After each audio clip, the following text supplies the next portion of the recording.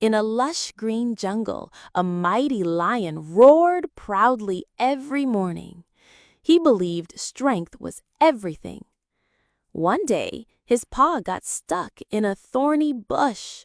No matter how hard he pulled, he couldn't break free. A tiny yellow bird flew down. "Let me help," she chirped.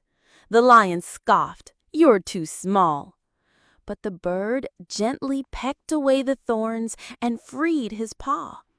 The lion blinked in surprise. "Thank you," he whispered. The bird smiled. Sometimes it's not about strength, but kindness and teamwork. The lion never roared with pride again, but with gratitude.